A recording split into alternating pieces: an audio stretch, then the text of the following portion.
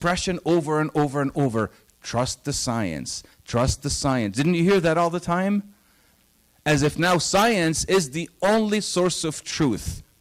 If it is science, it's fact. Anything else is fiction. What is anything else? Do you see that? Anything that has to do with religion, these are religious symbols, by the way. It's all fictional. But science is fact. Now, for me to discuss Christianity and science, I want to begin with definitions so that we have the same understanding of what I mean by science. So, before I begin, I want to ask you, and raise your hand and give me a very concise definition of science. When I say, what is science, what do you say? Raise your hand and tell me. Yes. How things work. Excellent. Operation science. Yes, how things work. Anybody else? What's the definition of science? One more. And you can look it up, that's fine. Yes? Plants and animals? Okay, what do we do with plants and animals? Part of life? Okay, zoology. Okay, what else? Yes?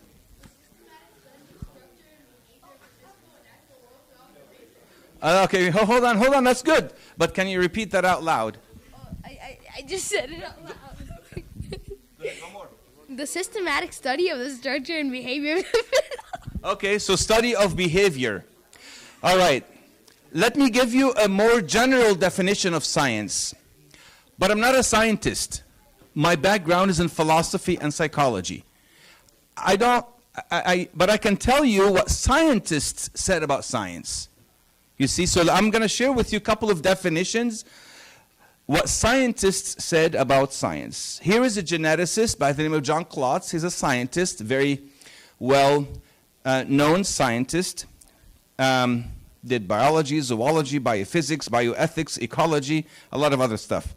He said, science deals with only the natural, with things that can be apprehended by the senses. Science deals with those things that can be measured. So science deals with three things. That which is in nature, that which can be observed, and that which can be measured. Do you remember that? Science deals with what? That which is in nature, that which we can observe, that which we can measure. Let me give you another definition from Oxford, from the dictionary. Science is the intellectual and practical activity encompassing the systematic, just like what you said, Daniel? Yes. Study of the structure and behavior of the natural world, nature, through observation and experiment. So it must be measured, observed, and within nature for it to be science. This is just an overarching general definition of science. Given this definition, are there any limits to science? You raise your hand and you tell me. Now we know what science can do, or what's the general definition of science. Are there any limits to it? Yes. We don't know if science cannot tell you everything because it's only limited to that which is within nature, that which we can see and observe by our senses, and that which we can measure or quantify. Excellent. What else? Science is limited in that it cannot fill in the blank. Tell you everything. What else?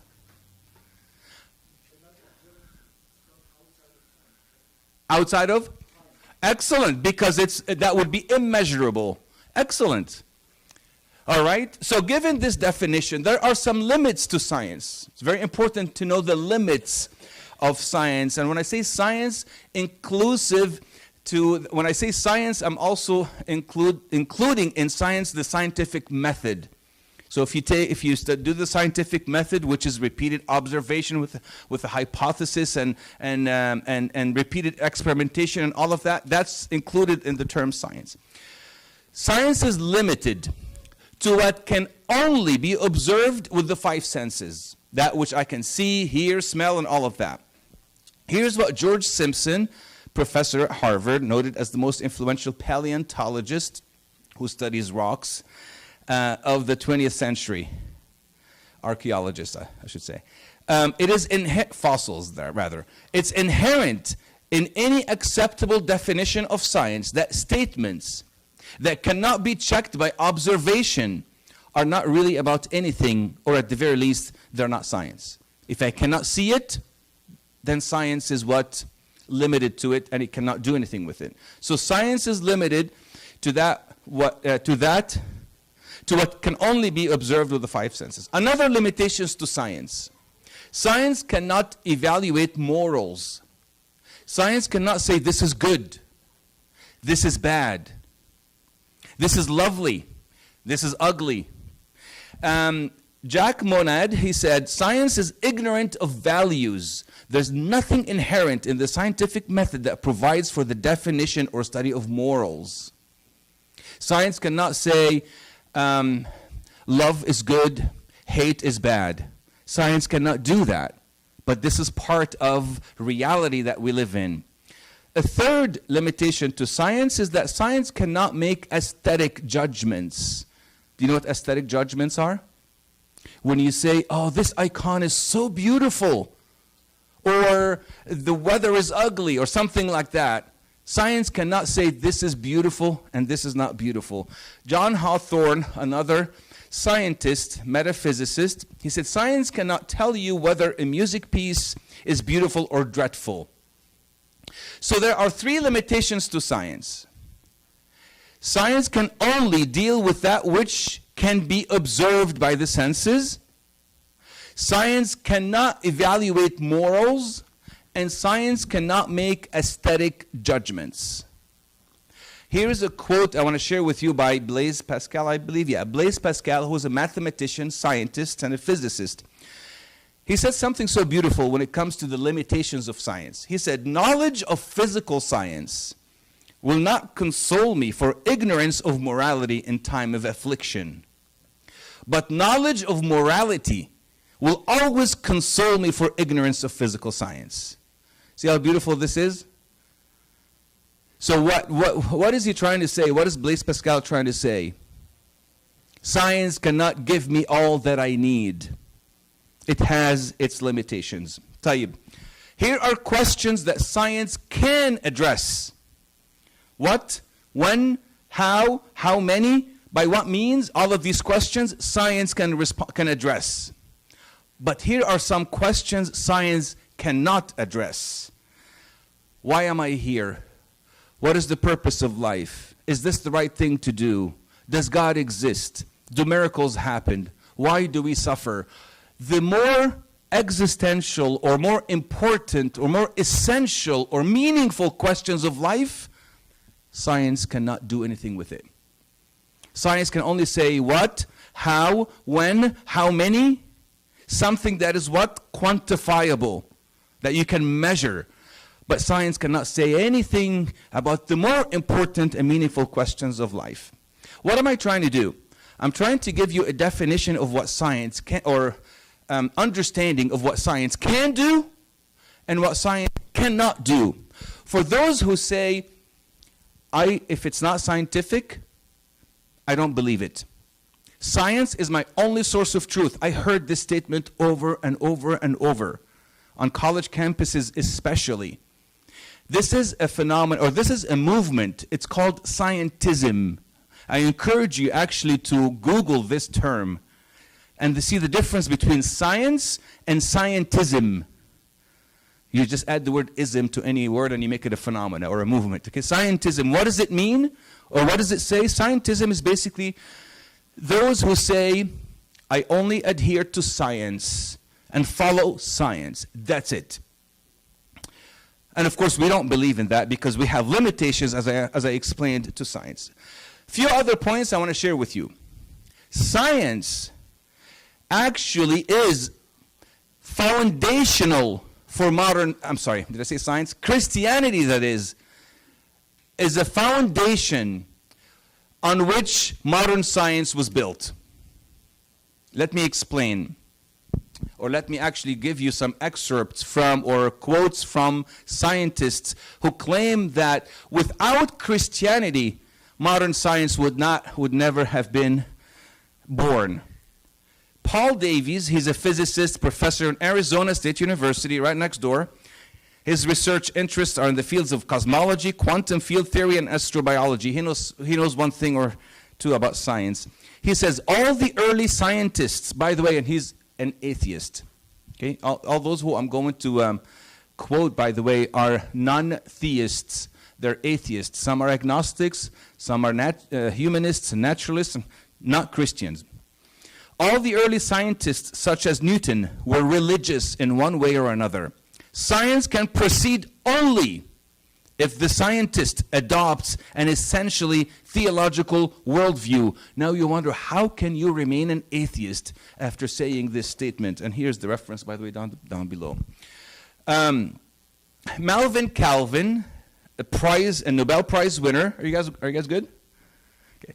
Melvin Calvin, Nobel Prize winning biochemist, said, I seem to find this basic notion discovered 2,000 or 3,000 years ago and enunciated first in the Western world by the ancient Hebrews, namely that the universe is governed by a single God. This monotheistic view seemed to be the historical foundation for modern science. And I will explain why, but I just want to give you some quotes from the experts. A couple more. Lauren Harsma, he's a physicist, mathematician at Harvard University, postdoctorate research in neuroscience at University of Pennsylvania. He says, a Christian does not have to pretend to be an atheist to do science. What a beautiful statement that is. A Christian does not have to pretend to be an atheist to do science. Science arises naturally from a Christian worldview. Christianity is not a separate realm from science, but provides a fundamental foundation for how and why we do science.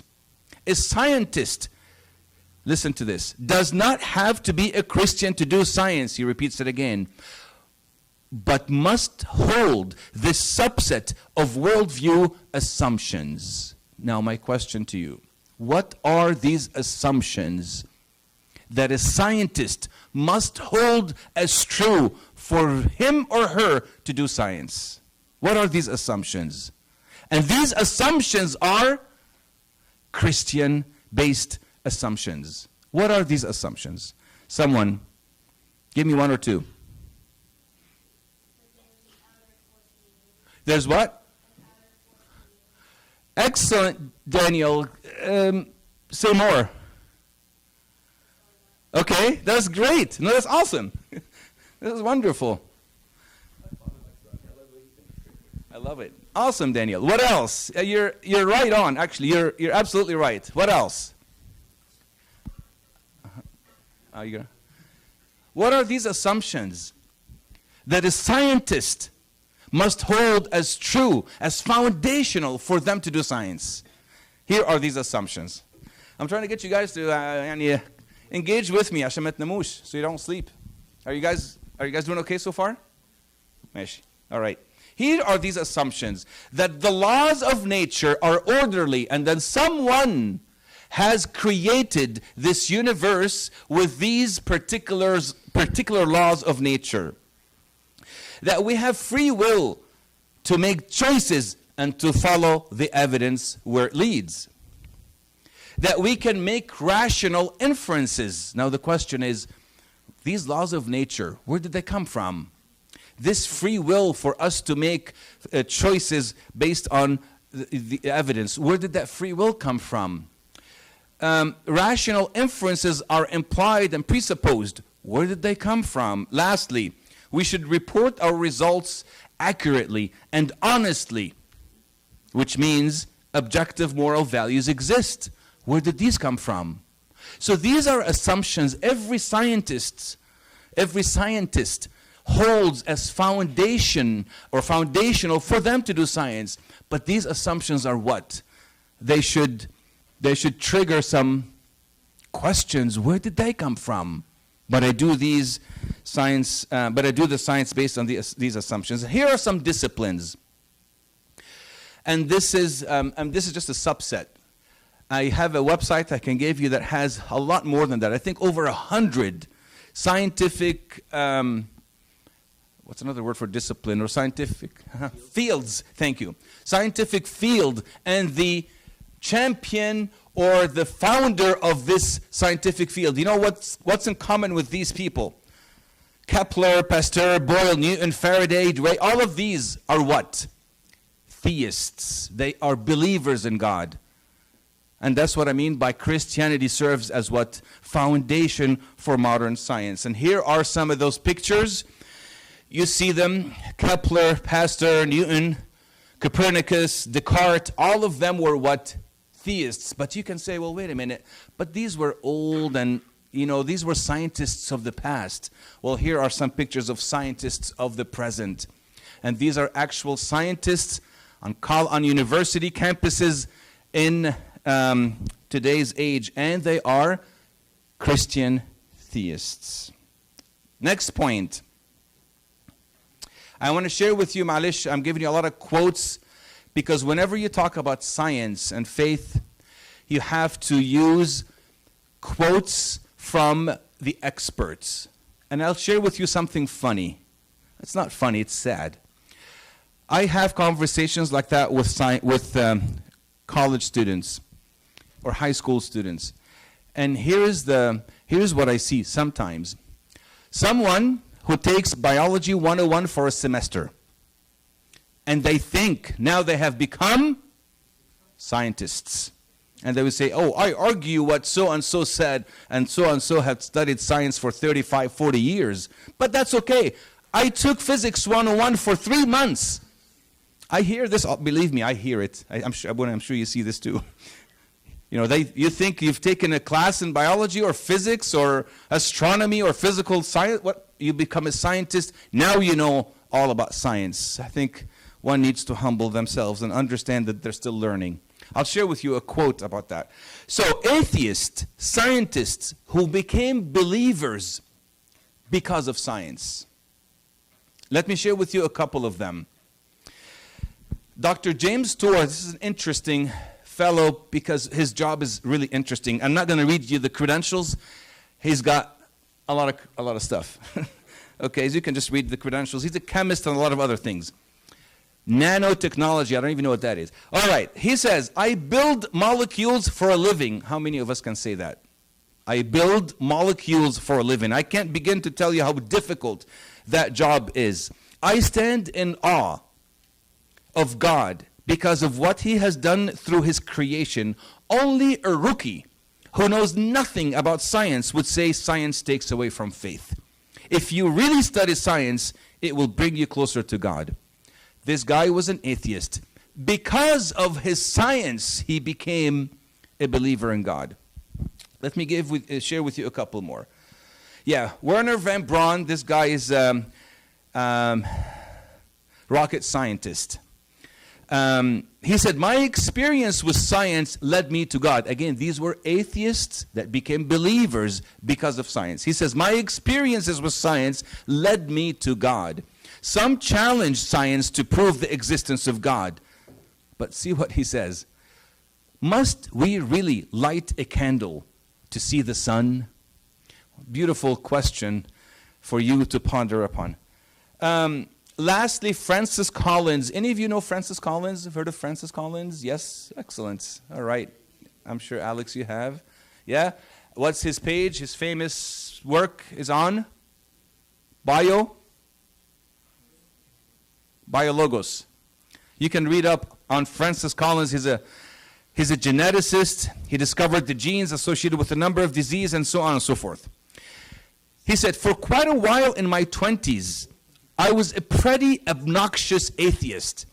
He confesses he was a pretty obnoxious atheist. At the age of 27, after a good deal of intellectual debating with myself about the plausibility of faith, and particularly with strong influence from a Christian author by the name of C.S. Lewis, I became convinced that this was a decision I wanted to make. And I became, by choice, a Christian, not just a Christian, a serious Christian, who believes that faith is not something that you just do on Sunday, but if it makes any sense at all, it is part of your whole life. It is the most important organizing principle in my life. Now, this guy was an obnoxious atheist, as he said, and because of his science, he became a serious Christian.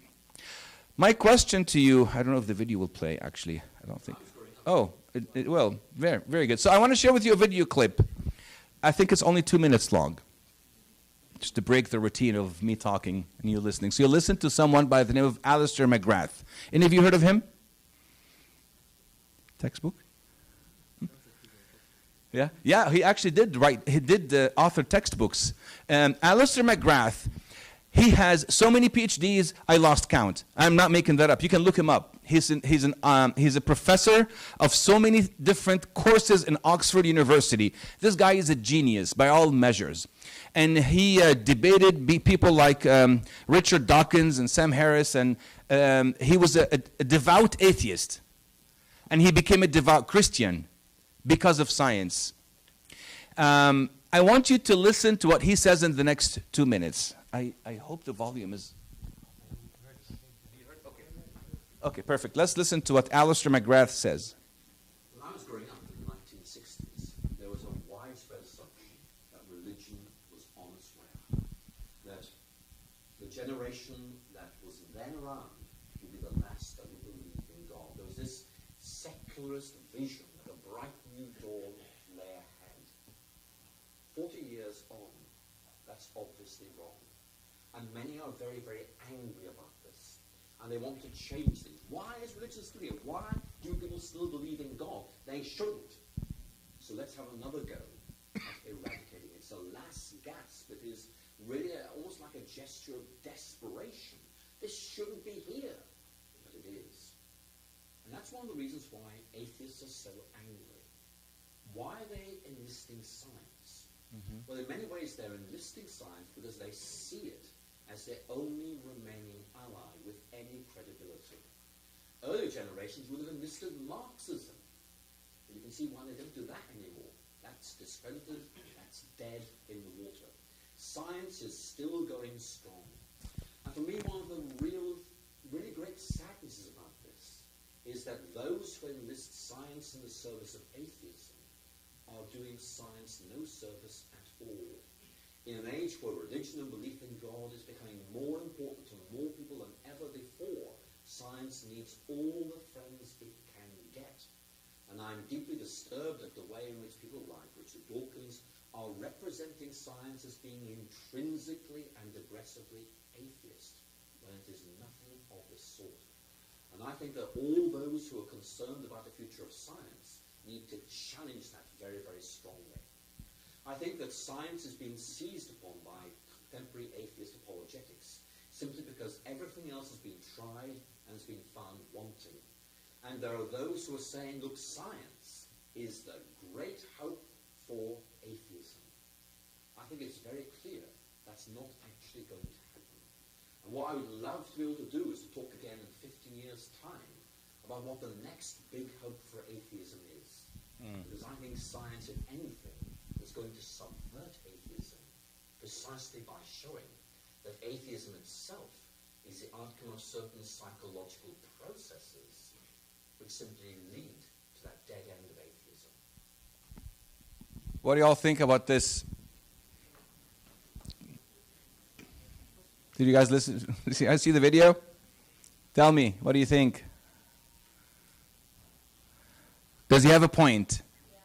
That atheists who now enlist science as their last hope are doing science a disservice. And he says 50 years from now, they're going to probably use something else to make their case. So my question, why are there atheist scientists? Now, I've shared with you people that were atheists and through their science became believers in God. Why do some atheists do science and remain atheists or remain in their atheism? Why?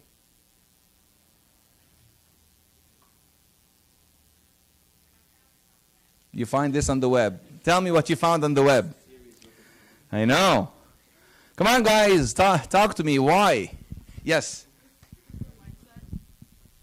Great. Their mindset. Their mindset. No, that's awesome. Now, what do you mean by their mindset? They're stubborn. Exactly. Exactly. They're not open-minded. What else?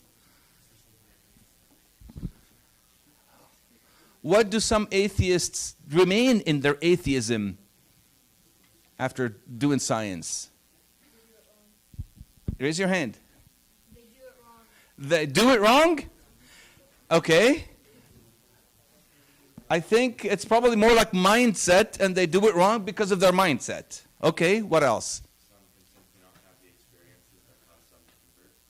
They don't have the experiences. Like what experience? I like what you're saying. Like what?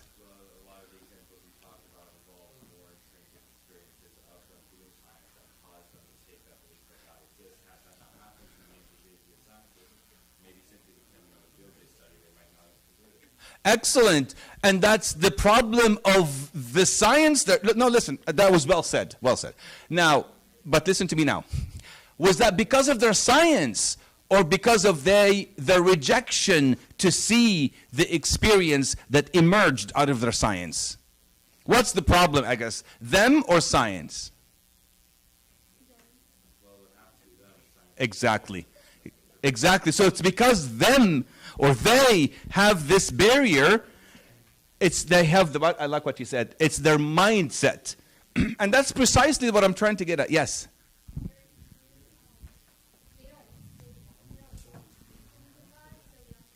Excellent. They don't want to believe in God. That's precisely what Alistair McGrath, the guy that was on the video, said. Yes. Exactly. They don't want to comply or to conform rather to God or to change their lifestyle and all of that. Yes.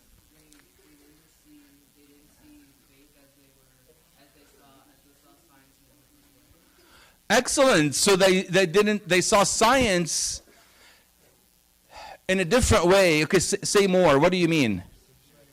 You're right, but I want to hear from you more. They didn't see faith as much as they saw science more. So they basically focused on science and they didn't focus on faith behind science. Okay. Now, here's the problem. Here's what Alistair McGrath said. And I completely agree with what he said, and I see it.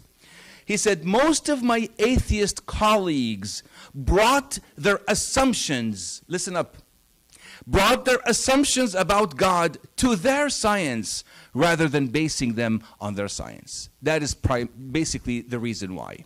Let me repeat what he said again. Most of my atheist colleagues brought their assumptions about God to their science rather than basing them on their science. In other words, I'm an atheist. I'm going to do science, but I already know and assume that God doesn't exist. So whatever scientific study I am doing, I will interpret that, whatever findings I get, based on my assumptions that I brought into science. But if I go do science with no preconceived notion, with no assumptions whatsoever, I just want to follow the evidence where that evidence leads me, I will find God.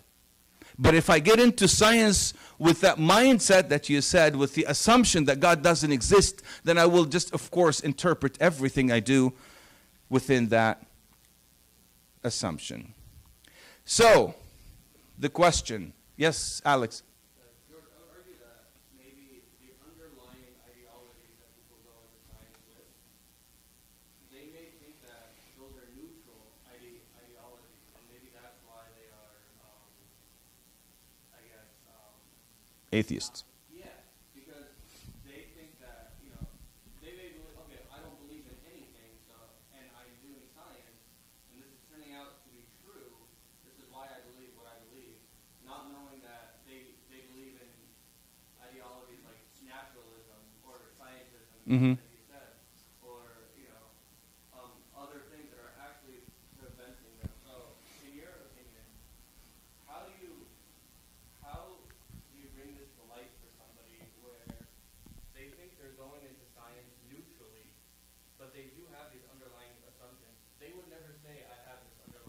Right. but they do have it. Yeah. But here's the problem, Alex, is that they will have unanswered questions that they need to exploit and find answers to. I'll give you an example. Here's the picture I want to share with you. Here's this picture. See this picture? Now, an atheist scientist is like an auto mechanic. An atheist scientist is like an auto mechanic who works on a car engine, yet does not believe in the existence of Henry Ford. That's precisely what an atheist scientist is. Another picture to illustrate my point. All of us work with Microsoft applications, Word, Excel, PowerPoint, and we love them, and we actually evangelize Microsoft products to everyone else, and how wonderful this and how wonderful is that. Someone who's an atheist scientist is someone who works on Microsoft products every single day, yet denies the existence of, let's say, Bill Gates. So what I'm trying to say is this: if you're a scientist, what is your function? You're doing what? You're studying the universe, nature. I mean, science deals with nature. Now, the question that you can have, if you're an atheist, you don't have an answer for, is that, where did this nature come from? That's just a simple question. You also believe in the laws of logic. For you to do inductive reasoning and deductive reasoning and all of these things, where did these laws of logic come from? So there you will forget neutral. You will have unanswered questions. But if you believe in a transcendent being, i.e. God, who created this universe and who had established the laws of the universe, the laws of physics, the laws of reason, then you'll have your questions answered. That's the problem. I just want to...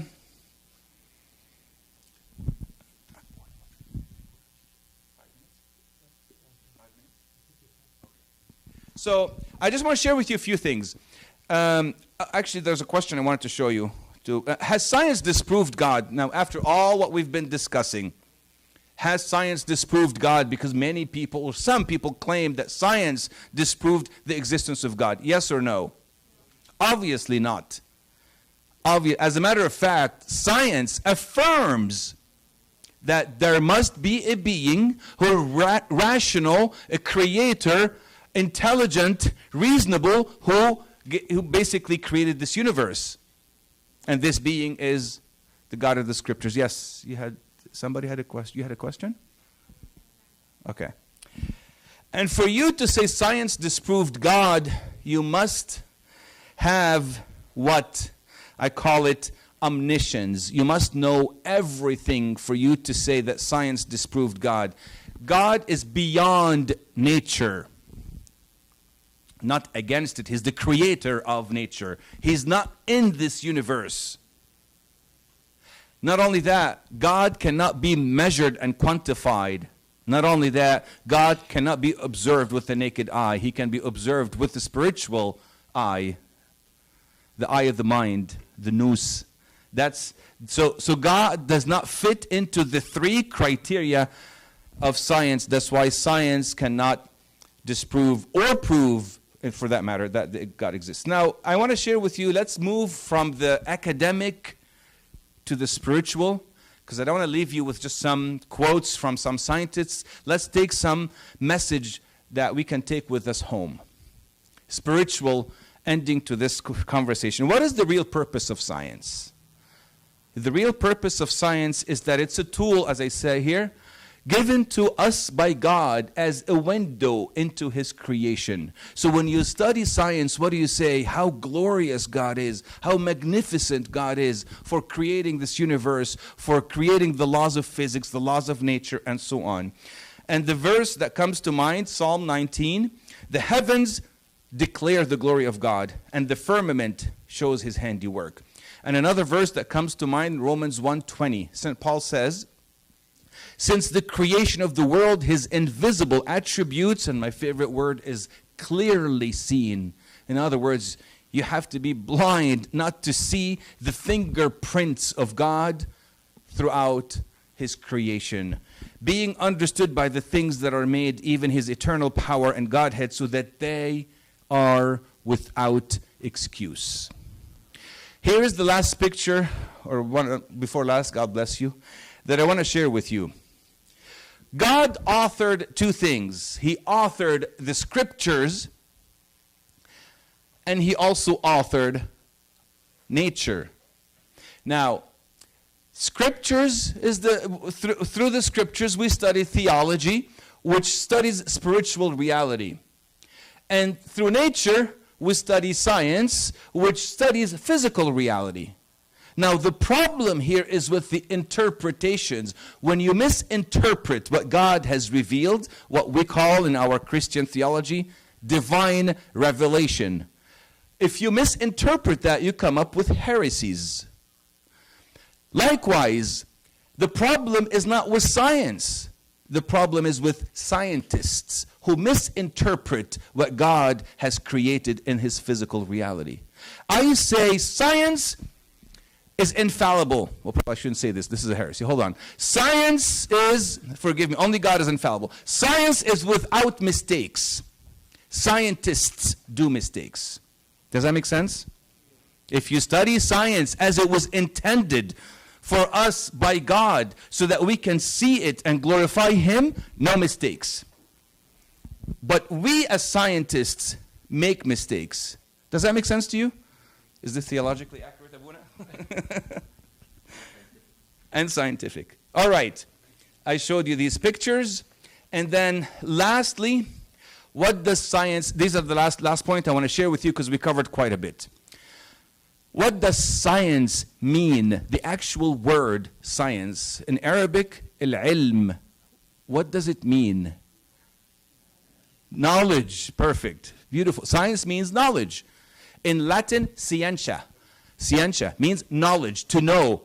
Omniscience, omniscience, all-knowing. So the word science means to know. Tayyib. No, forget this one. But knowledge. For it to be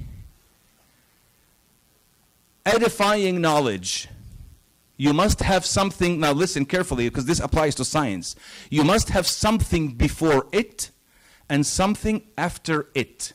Something that precedes knowledge and something that comes after knowledge. Okay? For it to be good knowledge that we ought to pursue. What should come before knowledge? Scripturally, what does the Bible say? Whenever you indulge in scientific studies, you must have a prerequisite. Something that precedes it. What is it?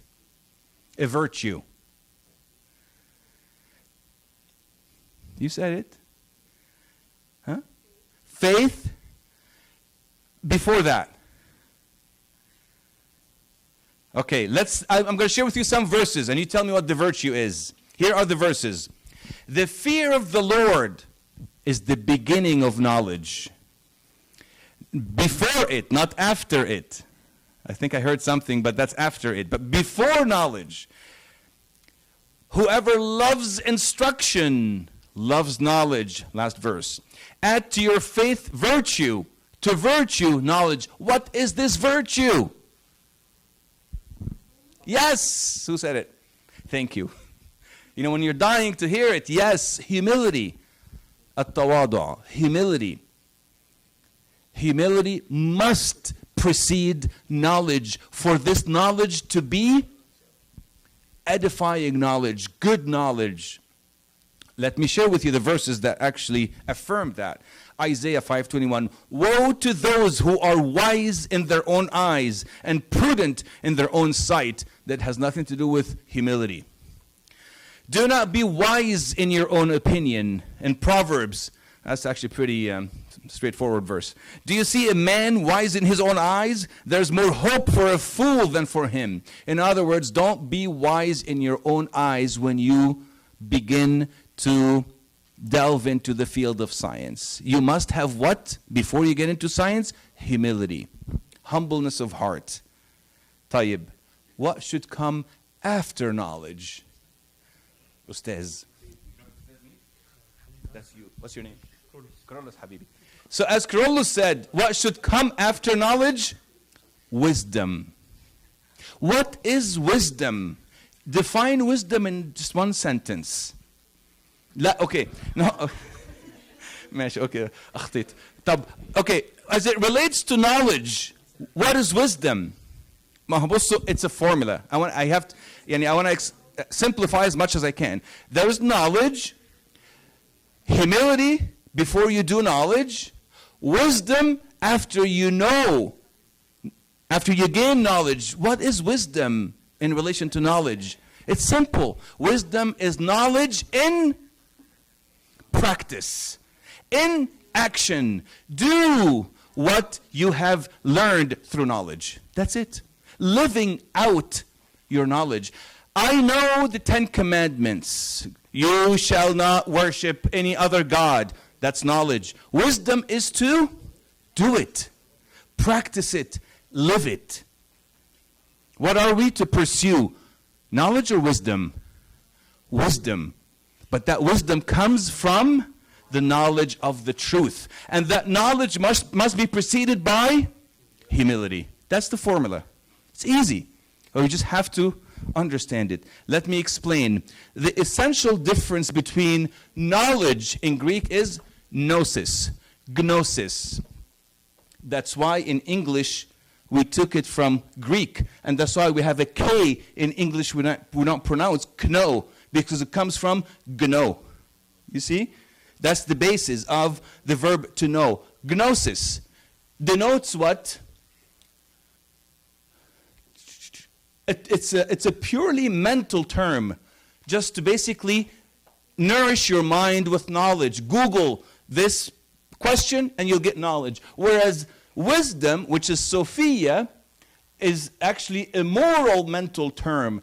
Wisdom is not just something to know. Wisdom is something you do. That's the difference between gnosis and Sophia in Greek. So knowledge must be preceded by humility and followed by wisdom. Just like this plant. For this plant to grow and flourish and bring forth fruit, it must have good soil. This plant is knowledge. You plant this knowledge on the field of humility, and this plant will grow and bring forth the fruit of wisdom. So this is what I mean by science. When those who study science, or scientists who study science and arrived at the conclusion that God does exist, they have entered into their science with humility. And then they bear fruit according to what they have learned. But those who enter into their science with their pride, I know everything, then this is the verse, I think I have it here and I didn't share it with you, that applies to them. Knowledge, what does it do? Here's what St. Paul said in Corinthians 8:1. Knowledge puffs up. That's when you enter into knowledge with pride and not humility. So those who enter knowledge with pride, these verses apply to them. And those who enter knowledge with humility and bring forth the fruit of wisdom, these verses address them. And they may seem to be contradictory, but they're not. It's about how you enter into knowledge. And this is what I mean by science. So far, what have we covered? Covered so many things. Definition of science. We also said science is a foundation for, Christianity is foundation for modern science. We also discussed limits to the scientific method, or limits to science.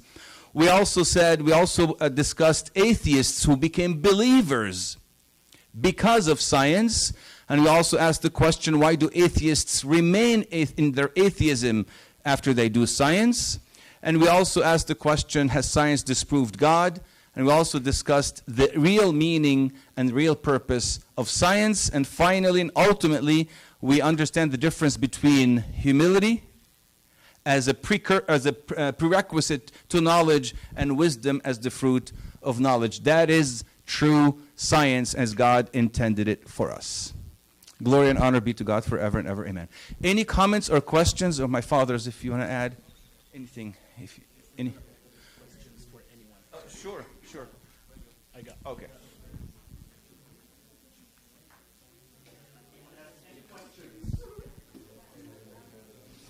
Any comments or questions or objections or anything? You have objections? Okay. عنده؟ انت ايه؟ حبيبي كرولس. I love you, man. Okay, so this is your time. It's not, what time? It's 9 o'clock, right? It's 9. Okay. طيب يعني هم بيخلصوا امتى ولا Okay. Guys, I would love to hear from you. So I've been talking for the past hour. I'm sure you guys have a headache. And forgive me if I give you a headache. I want to hear from you. Any questions or comments? Yes. Say your name. Sandy, what's your question or comment? Now, but listen. We all have to listen to Sandy. Shh. Yes.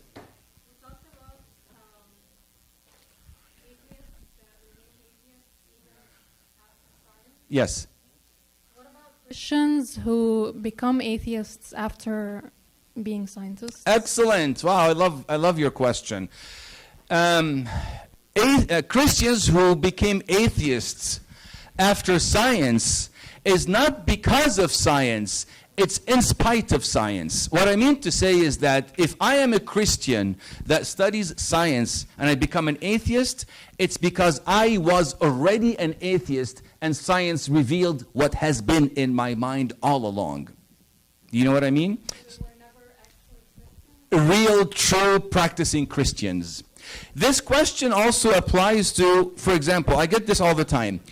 What about the suffering that God allows in someone's life who was actually a very good Christian, and because of all the evil and suffering they encountered, they became an atheist? Haram. Why would God do that? Why would He give them why would He tempt them more over their limits? And we know the Scripture says He's not going to tempt you over your limits. So God is not fair. Yes, Daniel Habibi. Excellent to see if you're a true Christian, but if you become an atheist because of all the suffering and evil in this world, in the same way because of science, it's not because of evil or because of suffering or because of science. I say it's despite science. Science revealed what has been in their heart, and maybe that's good for them so they know exactly their true self, and then can come back to the Lord. But seldom do I find atheists or Christians who, because of science, became atheists. It's usually for other reasons.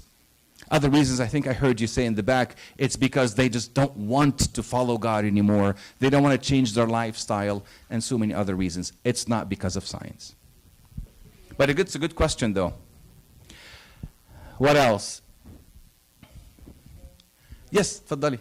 طب can you give her the microphone عشان نسمعك كلنا? Okay. اوكي لا زي ما السؤال بتاع فندي اعتقد ان برضو احد الاسباب الكبرياء زي ما حضرتك قلت عدم التواضع زي مثلا اللي طلع القمر وقال ربنا مش موجود ده ممكن example. Excellent, thank you. We need translation. Yeah, just because, yeah. Also, those who study science without the prerequisite, Sandy, you remember? What is the prerequisite? Humility. If you get into science with pride, you're not going to find God. You're going to find yourself. You see? To those who, I forget the name, not Neil Armstrong, who else? Who went to the moon and said, hey, I went to space and I didn't find God. What's his name? No. Not. Yeah. The Russian. Actually, he was Russian Orthodox initially. Anyways, this guy, he said, "Oh, they say God is up, Father who art in heaven. Well, I went all the way to heaven. I didn't find God." You know what? I heard a funny reply to him.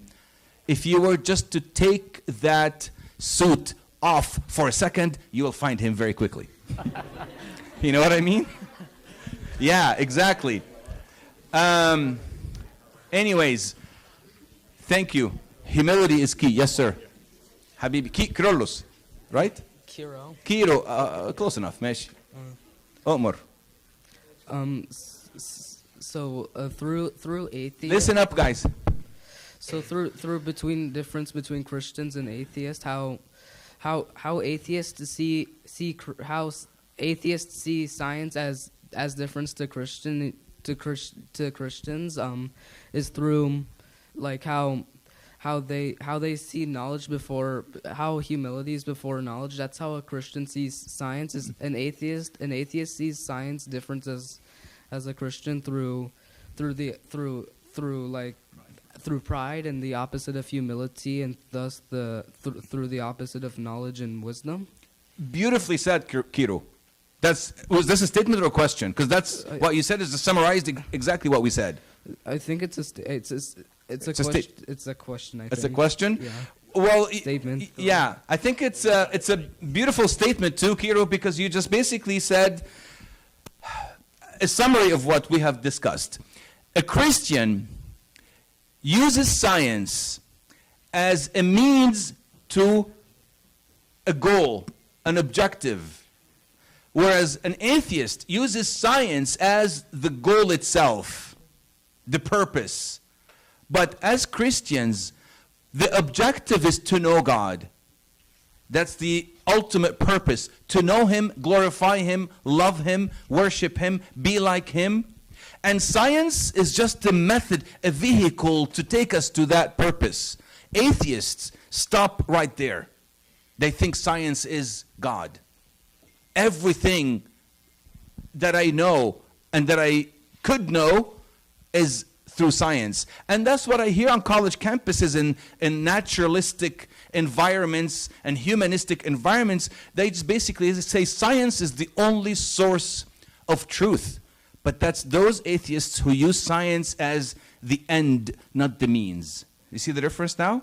Christians use science as means to a higher end. What is the higher end? God. Scientists just atheists use science, that's my cue to stop. Atheists use science just for an end itself. Can I switch? Okay. Take your question. You talked a lot about Christianity throughout it. I was wondering how other religions fit in. Yeah, that needs another talk. As a matter of fact, are you gonna come on Sunday? Probably, I hope you do. So on Sunday, we will actually discuss other religions and how Christianity fits into that worldview, kind of concoction of ideologies. Sunday will be at Archangel Michael. Yes, we will discuss that in depth. Yes. تحت أمرك.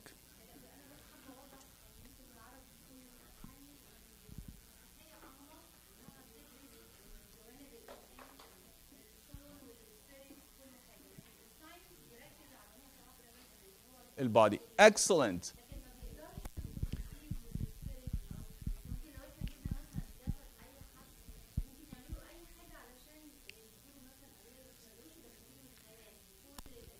Beautiful. Beautifully said. So what we just heard is that Christianity does not just deal with the physical. Unlike science, science can only deal with what's observed, what I can see, and that's my body. But Christianity gets deeper into your core, your soul, your spirit, and of course science is silent when it comes to these faculties of the human soul. What else? Was this helpful to you guys? Now you know that science and faith are not enemies. They're not foes, they're friends. What's the difference between faith and reason? Now that's another question for you to ponder upon, because we said Christianity and science. What about faith and reason? Al-aql wal-iman. What's the difference? Are they antithetical, or do they complement, or do they contradict?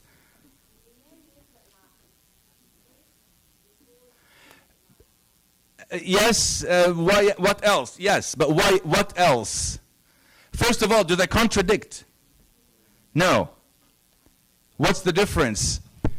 Just for you to know, reason will take me to an extent, to this point, to a point. Faith will take me beyond that point of reason.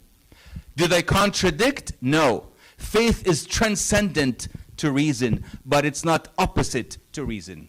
That's basically the summary of faith and reason in short. Any other questions or comments?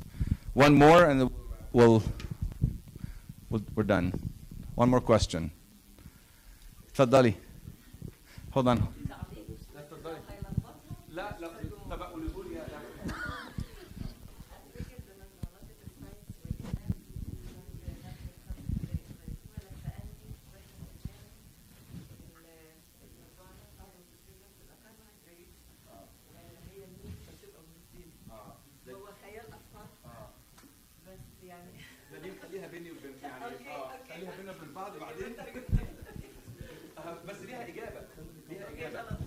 بس نقولها بعدين. اوكي. اخطيت مش قصدي عشان احنا بنلصم في الموضوع. مش كده هنا؟ أو لا مش قصدي. All right. So guys, listen, I just wanted to say thank you for your time. And apologize I'm late, but thank you for your time, your attention. I appreciate it. Thank you so much.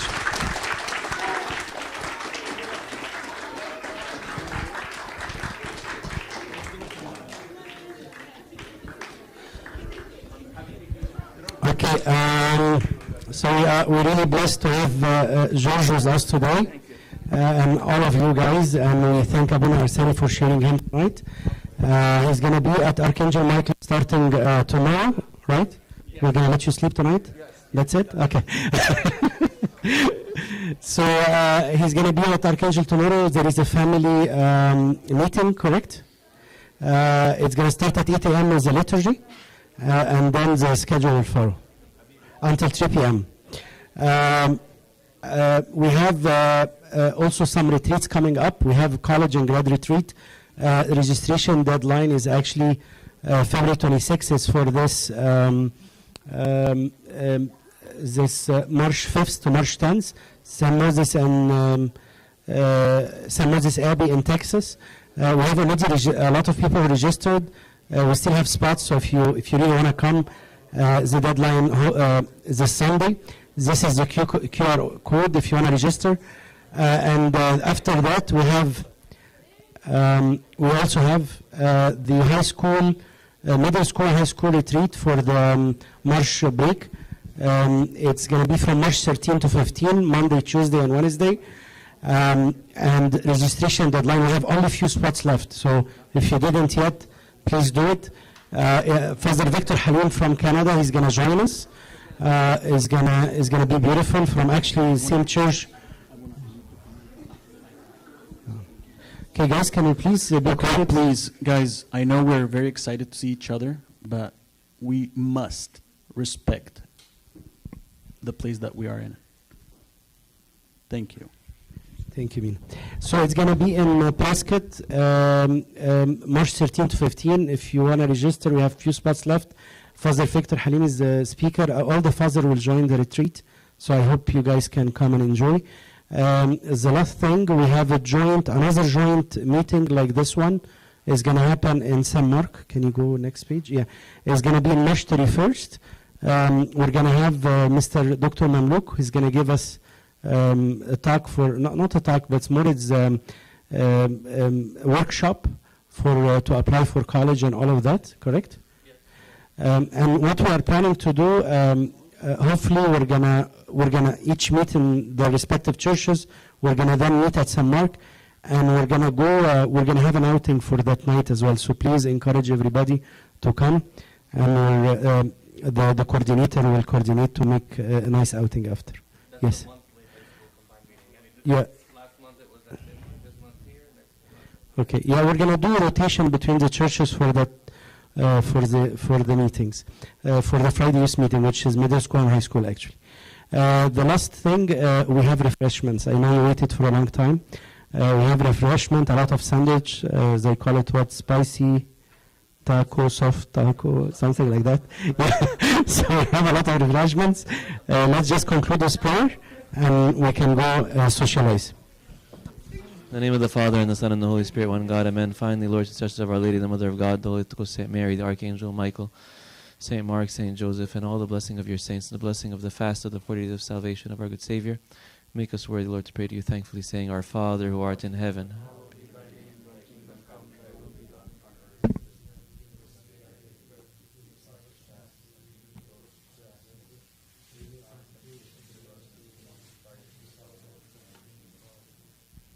The grace of our Lord Jesus Christ be with you all. Go in peace with all. Amen. Everyone has Urban. Wow. That's... Abuna is going to give you Urban. if you're asking, this is carbohydrate, 100%. This is very carbohydrates. Please come to the front. Take the blessing from Abuna.